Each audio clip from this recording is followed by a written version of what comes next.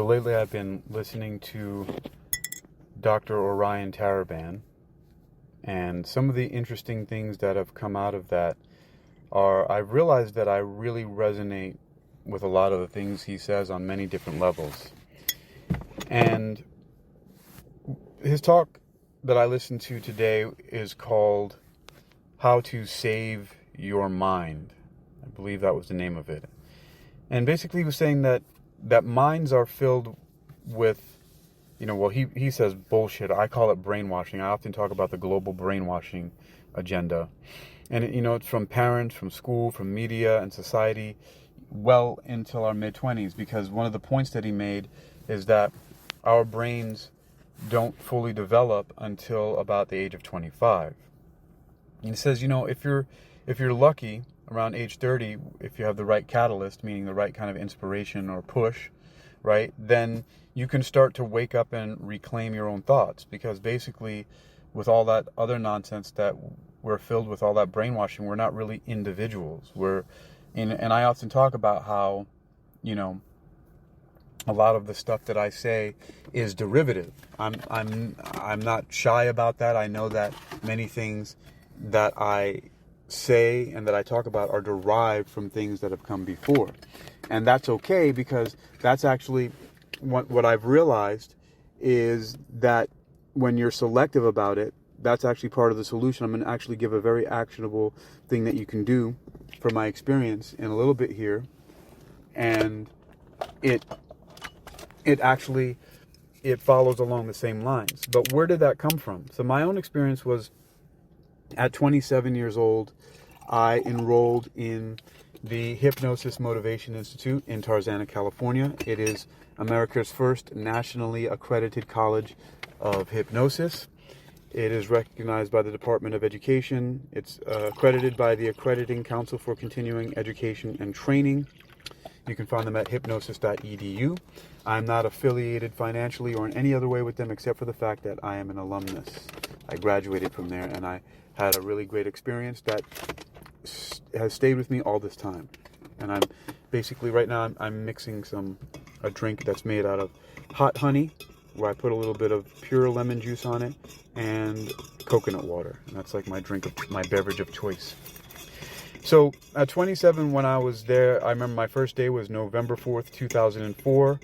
I volunteered in front of one of my classes where the instructor, John McCarthy, who is who runs the neuro-linguistic programming course to be certified as an NLP practitioner. He asked for volunteers. I raised my hand. He demonstrated hypnotic induction on me. I went deep into a trance. He counted me out. 0, 1, 2, 3, 4, 5, eyes open, wide awake. And from that moment when I woke up, I had realized that I had been mostly living my life in deep trances, because it was very familiar to when I went under, when he counted me in to the trance state. And then when he counted me out, I realized that, wait a minute, I'm not in this awake state as much as I am in that sleep state. And I realized that I was basically a somnambulist, which somnus, the first part of that word means sleep, and ambulant means walk. So I was basically a sleepwalker, just walking around in trance states. And what was interesting, though, is that meant that I was hyper-suggestible and gullible. But I learned that it's a superpower because, once again, like I was saying, that I learned that I could turn that high suggestibility into my superpower by consciously filtering what I let in, by setting up, a little bit of parameters or algorithms, if you wish, beforehand. So some of the problem, right, is these unconscious trance states. Now, from his profession, he's a psychologist. He's not using the terminology that I use, although our fields are related. You could say that hypnosis is a very specific subset of psychology, but he's basically talking about the same thing. And I even made a comment on the video that it's brilliant. He basically summarized my work as a clinical hypnotist. And some of the examples of these everyday waking trances that can cause us problems, that embed like unhelpful mental loops, are something called highway hypnosis, where we drive on autopilot. You get into your car, you go to a destination that you're familiar with, and you get out. You remember the beginning and the end, but not what's happening in the middle. The other thing is like fantasizing or daydreaming about a person, somebody that you like. There's somebody that I like that I think about a lot. Her smile, the sound of her laugh, the way that she looks. But it can be distracting and it's not really useful. So, falling in love is dumb. And so, and then, or you could be brooding, like if, over a conflict or a slight or somebody that, some kind of time when you get anger or if you have resentment. And these things aren't useful because they strengthen emotional associations and can become a form of self-brainwashing if they're not checked.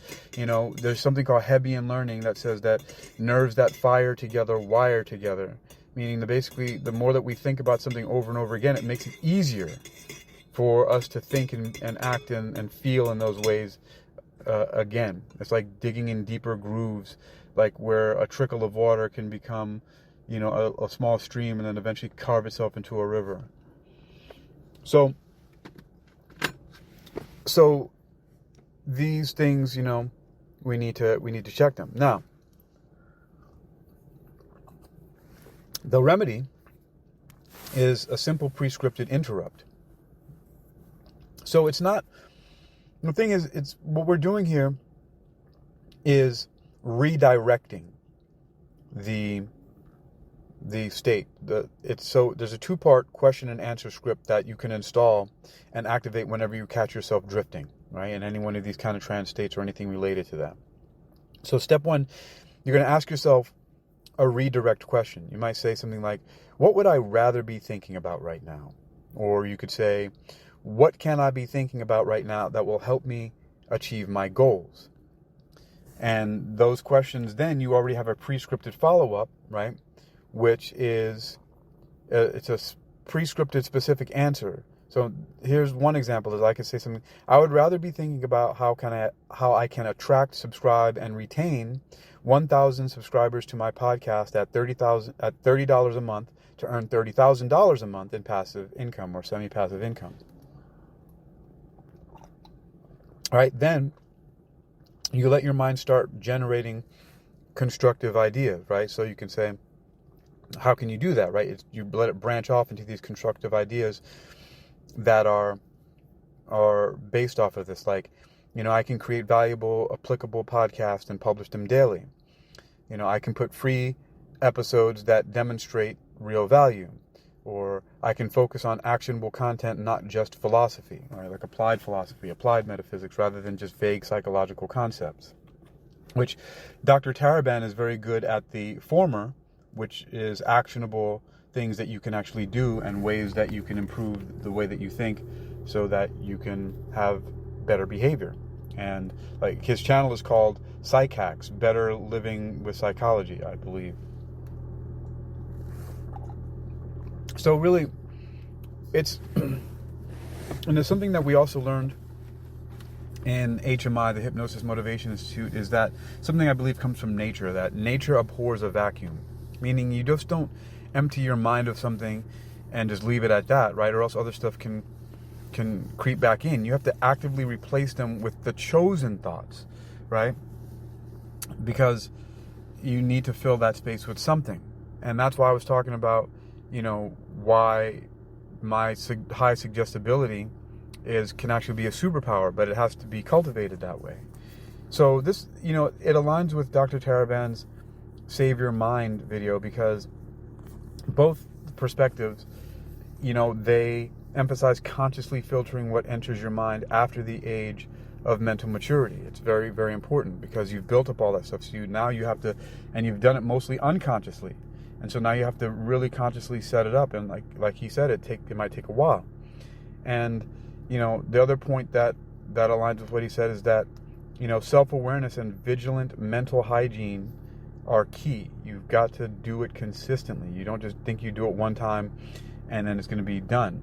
It's a similar idea to, although much safer and with no side effects that are negative to your physical body, as like when a doctor prescribes something and says you have to take a medication every single day. Well, this is something that you do every single day. You don't just practice mental hygiene once and think that it's one and done. So the other thing is that, again, I'm repeating this again, but my personal framework turns high suggestibility from a vulnerability into a learning superpower, because now I install only what serves me, and you can do the same thing. So again, here's what you can take away from this here. And it's you got to recognize when you've drifted into unproductive trance states, like daydreaming, brooding, and going on autopilot. Number 2, you got to interrupt it. I usually do it with a deep breath, which I didn't mention before, but you can take a deep breath, and then you ask yourself the question, what would I rather be thinking about right now? And then number 3, you redirect it to a prescripted, goal-oriented thought, right? You got to make it vivid, specific, and emotionally neutral or positive. Like the question that I asked about, how can I attract, subscribe, and retain 1,000 monthly subscribers to my podcast at $30 a month to earn $30,000 a month? And number 4, repeat it relentlessly. As I said before, it's simple, right? But it's not easy. But it's effective over time.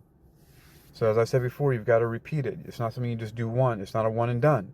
Again, it's simple, but it's not easy, because it's challenging to be persistent about things like that. So, but it does become effective over time. So, a lot of the stuff I learned from, various different things that I've done and do, martial arts, music, metaphysics, and I really believe that these are things that will be very helpful to people to understand. Again, you should listen to his talk. He does a great job. I'm just being derivative here because it really struck a chord with me, because there's a lot of things that he speaks about that resonate with me very much. I am Hakeem Ali-Bocas Alexander.